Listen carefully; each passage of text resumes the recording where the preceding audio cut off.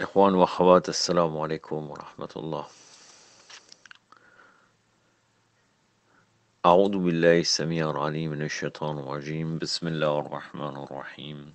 الحمد لله رب العالمين وبه نستعين، وصلى الله على سيدنا محمد وتهدي الطائعين وعلى الله ديهم أجمعين من الآن إلى قيام يوم الدين آمين رب العالمين.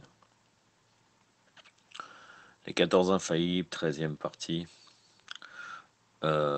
Toujours sur l'imam Ali, alayhi salam. Bon, force est de constater que quand je vais commencer la biographie d'Imam Ali, je vous ai donné éventuellement de ce qu'il allait parler. Bon, je me suis totalement trompé. Et d'ailleurs, son discours est intéressant, vraiment. J'ai rien à dire là-dessus. Après, on peut regarder éventuellement qu'est-ce qu'il y aura toujours comme éventuelle faiblesse. Mais en tout cas, son discours en soi, là j'ai feuilleté, j'ai regardé un petit peu la suite de ce que j'allais vous dire et son discours est intéressant sans aucun doute. Je continue donc. Honneur attribué à l'imam Ali, alayhi salam, du vivant du prophète sallallahu alayhi wa alayhi. Aussitôt qu'ils arrivèrent à Médine, le prophète sallallahu alayhi wa alayhi fit deux choses afin d'exalter la position d'imam Ali alayhi salam. La première chose fut le pacte de fraternité que le prophète sallallahu alayhi wa alayhi mit en place entre les Ansar et les Muhajirines. Les Muhajirs étaient les immigrés qui avaient laissé la Mecque pour Médine et les Ansar étaient les habitants de Médine. Le prophète sallallahu alayhi wa alayhi ne voulait pas de tension entre les deux groupes. Il a donc apparié chaque Ansar a un partenaire et frère Muhajir. Par exemple, Abu Bakr était associé à Kharija ibn Zuhair el-Khazwaji. Omar était à Itail ibn Malik. Osman à Aus ibn Sabit. On demanda au prophète sallallahu alayhi wa alayhi, au prophète, qui est votre frère à vous? Pour moi, ce n'est qu'Ali ibn Abi Talib, dit-il. Ali est à moi ce que Haroun était à Moussa, à part qu'il n'y aura pas de prophète après moi.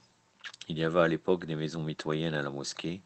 Par commodité, les gens avaient construit des portes à leur maison ouvrant sur la mosquée. Allah ordonna à ce que toutes les portes soient scellées à l'exception de celle du prophète sallallahu alayhi wa alayhi et d'Imam Ali alayhi salam. Ce fut l'honneur lui étant accordé par Allah azza wa jalla. Nous arrivons à ces batailles. Imam Ali alayhi salam, à l'âge de 24 ans, se distingua comme nul autre sur le champ de bataille lors de sa première bataille pour l'islam, à Badr, puis à Uhud, à Khandaq et Khaybar. Dans l'histoire islamique, beaucoup d'individus sont reconnus comme étant de grands guerriers, mais pas un seul d'entre eux ne vient à les chevilles d'Imam Ali ibn Abi Talib alayhi salam. Il se distinguait sur le champ de bataille. À Badr, il anéantit la moitié des adversaires à lui seul. Allahu Akbar. À Uhud, le prophète sallallahu alayhi wa sallam était seul sur la montagne. Ali, Mikdad, Ammar, Abu Du'ana, un Ansari et une femme du nom d'El-Harisiyah furent les seuls à l'aider. Ce jour-là où le célèbre cri retentit, il n'y a pas d'autre jeune qu'Ali, la Fatah ila Ali et d'autres épées que Zulfiqar. On peut rajouter que Fatah, Futuwa, ça peut dire aussi il n'y a pas d'autres chevaliers, c'est-à-dire au niveau de guerriers avec des valeurs d'héroïque et d'éthique que l'imam Ali alayhi salam, et d'autres épées que Zulfiqar. À Khandaq et Khaybar, il fit preuve de spiritualité, montrant qu'il détenait des qualités opposées de manière équilibrée, faisant de lui un être humain complet. Les guerriers sont habituellement durs, et non seulement ils sont durs, mais ils ont aussi tendance à être arrogants. Ces deux aspects se combinent pour faire partie intégrante de la personnalité du guerrier. Ah, voilà, il va parler de l'histoire que je vous avais dit qu'il allait parler, en fait. Bon, ça, je me suis pas trompé. Ces deux aspects se combinent pour faire partie intégrante de la personnalité du guerrier. Il est soit dur, soit arrogant. Les guerriers ont rarement des principes. Il est très rare qu'ils soient spirituels. Lorsque Imam Ali ibn Abi Talib alayhi salam en finit avec la bataille de Khandaq, Khandaq c'est aussi appelé la bataille d'Arzab. Moi, je vous avais parlé de l'Arzab, mais Khandaq c'est le même nom. Mais Khandaq, ça fait référence au fossé qui a été construit sous les conseils de Salman Mohammadi alayhi salam. Lorsque Imam Ali ibn Abi Talib en finit avec la bataille de Khandaq comme celle de Khaybar, il fit deux choses après ces batailles qui sont joliment décrites par Homo dans ses célèbres vers à propos d'Imam. En bravoure, tu es le nom du Seigneur, mais en généralité, tu sais ce que tu es. À Khandaq, Amr Abdul-Hud, qui était le Goliath du camp ennemi, mit les musulmans au défi de le combattre. Ce fut un moment crucial de la bataille lorsqu'il sauta par-dessus le large fossé et se mit à transpercer les tentes des musulmans, les défiant à se battre. Personne n'osa répondre à sa provocation car ils savaient tous que quiconque se battait à Amr ne survivait jamais. Le prophète sallallahu alayhi wa sallam dit qui ira se battre contre cet homme, je lui garantis le paradis. Imam Ali alayhi salam se leva aussitôt pour le combattre. Le prophète sallallahu alayhi wa sallam sourit et dit regardez l'incarnation de la vérité battre l'incarnation du coffre. Il y a un point très important, c'est que en fait cette phrase-là, le prophète sallallahu alayhi wa sallam l'a répétée par 3 fois qui viendra combattre. Et en fait, ils ont tous, il est dit que les compagnons, même dans les sources des Mukhalifines, que les compagnons ont baissé leur tête, à tel point que même des corbeaux auraient pu s'asseoir sur leur tête, tellement ils ne bougeaient pas. Et là, et donc après 3 fois qu'il a dit qu'il ira se battre contre cet homme, l'imam Ali, à chaque fois il se leva, mais il a attendu le prophète, et après, par la suite, il lui a dit voilà, il a accepté. Regardez l'incarnation de la vérité battre l'incarnation du coffre. Le prophète a dit.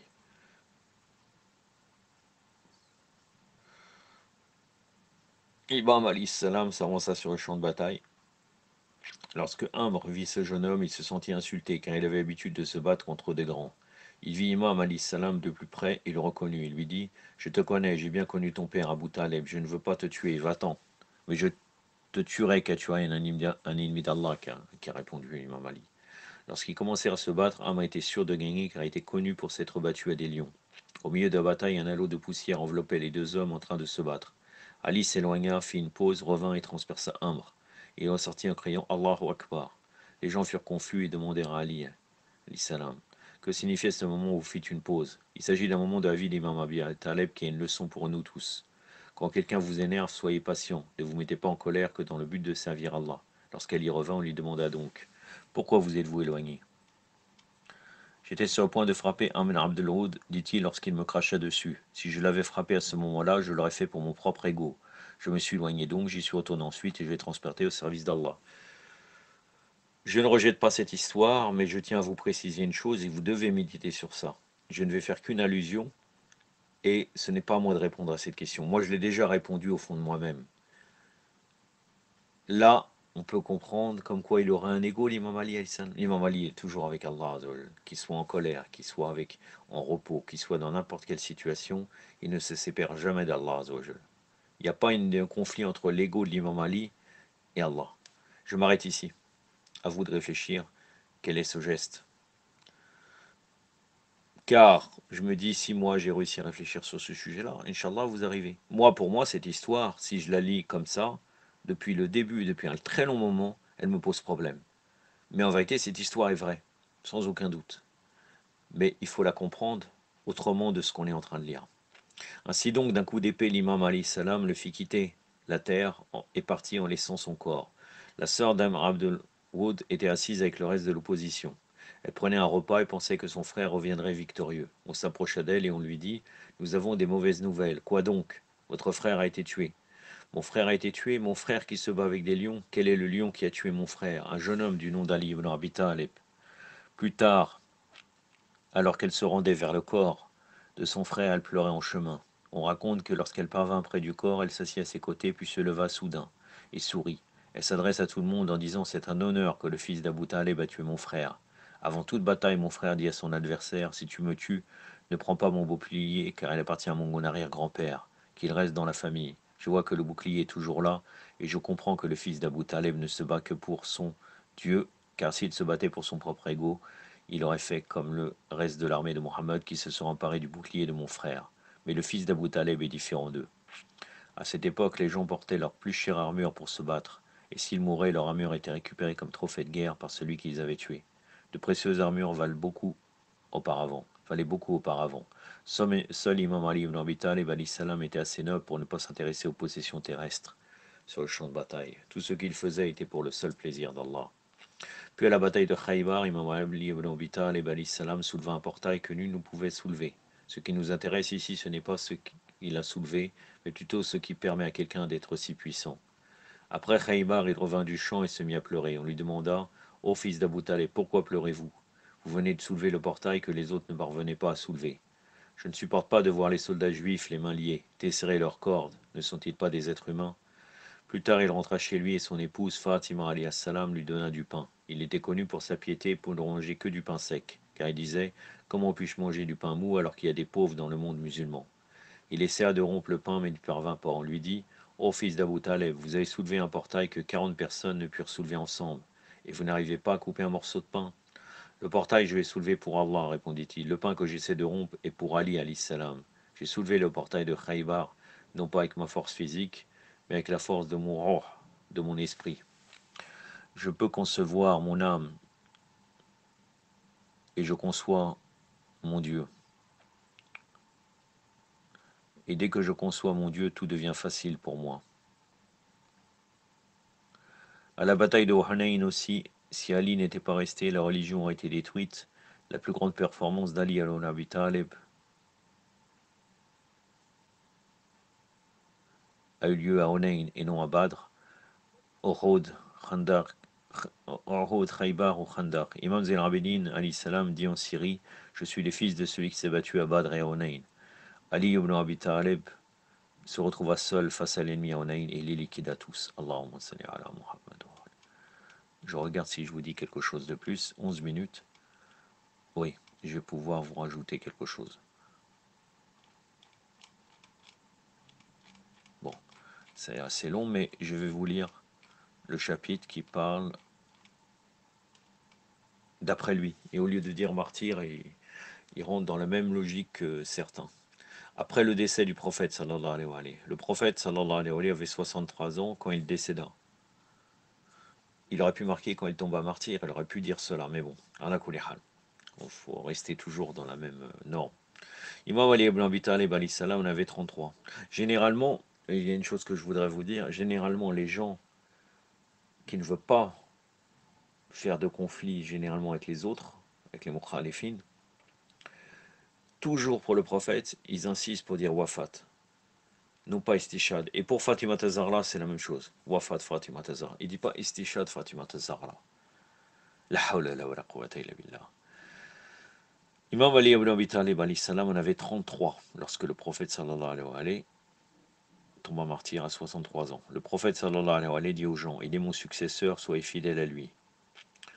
Ne le trompez pas, ne soyez pas fourbes envers lui et ne vous en prenez pas à lui. Ce n'est pas juste mon gendre. Il a été désigné par Allah pour veiller à mon message.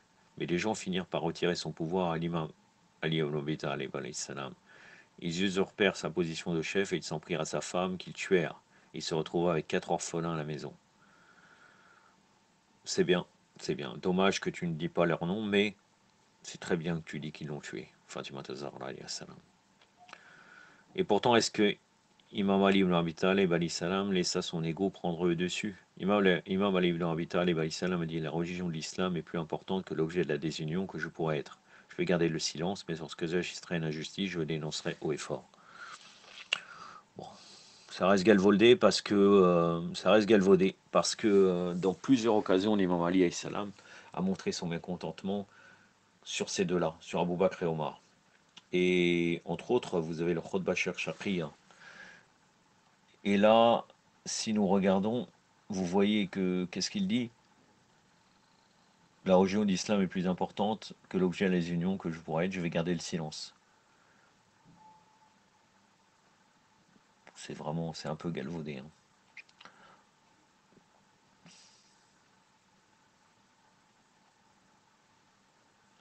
Lorsque le prophète sallallahu alayhi wa alayhi décéda, Imam Ali ibn Abi Talib alayhi salam avait 33 ans. Il devint le quatrième.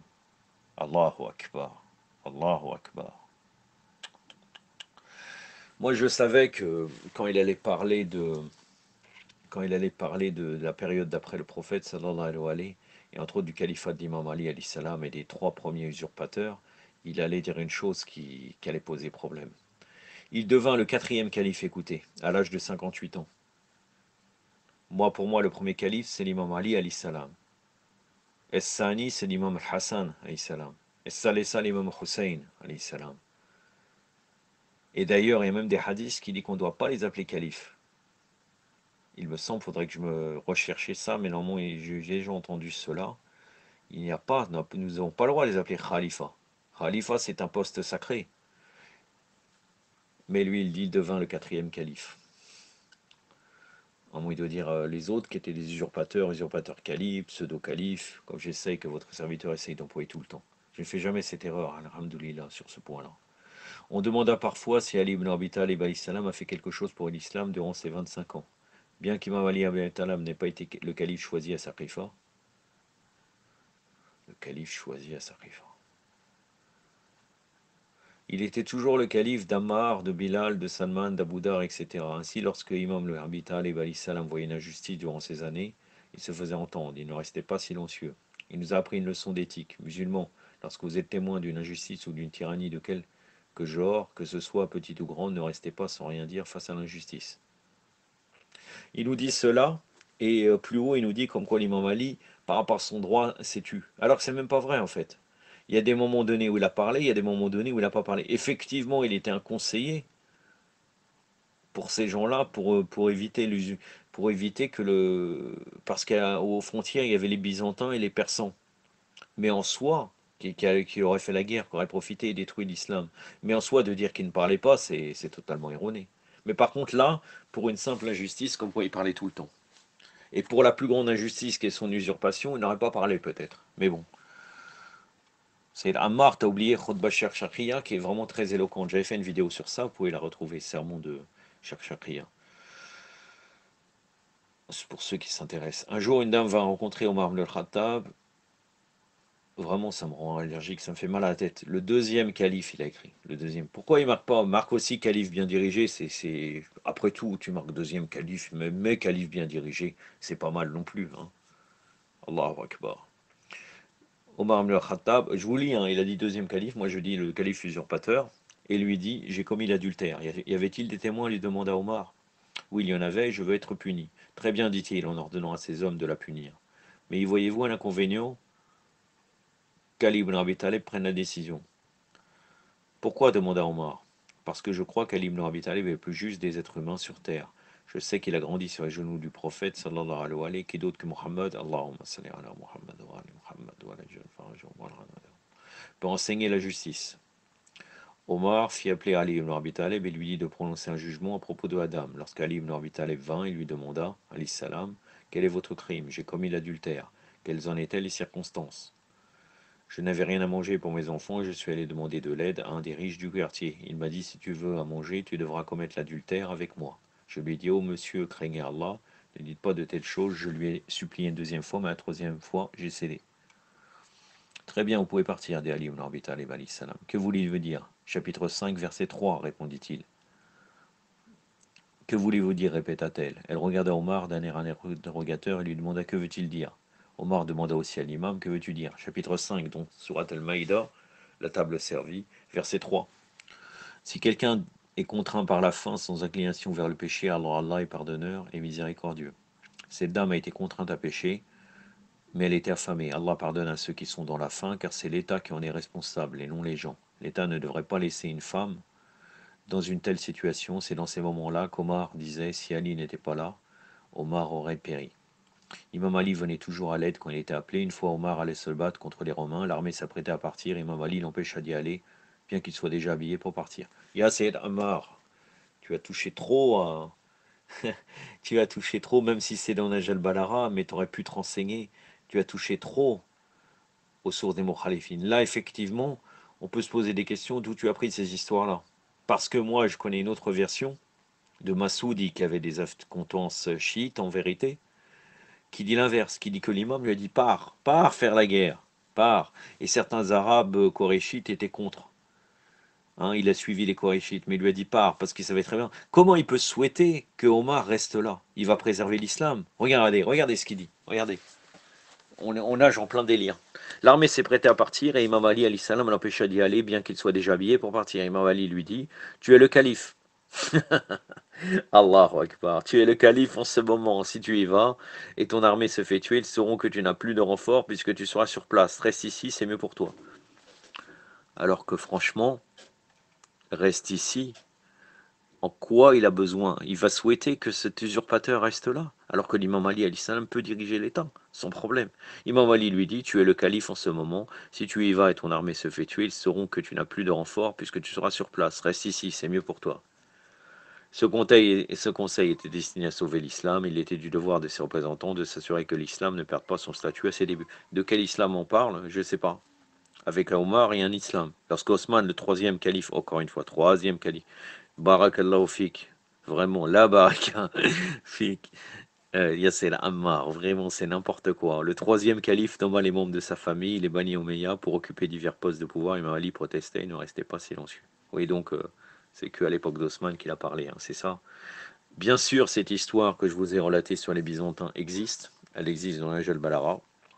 Et quand nous voyons cela, nous devons rechercher, parce qu'on voit que ça pose problème, et nous trouverons, Inch'Allah, la solution. Je l'ai trouvé à travers Mojad Arab, les Péridors, où c'est une version complètement différente, où c'est l'inverse. Et comme ça va dans le sens qu'on peut voir de l'histoire par rapport à Ahlul Bayt, on devra bien sûr l'adopter. Yaktafi badal qadr, wa sallallahu alaihi wa sallam, Muhammadin wa atratir ta'irin, wa salamu alaikum wa rahmatullah.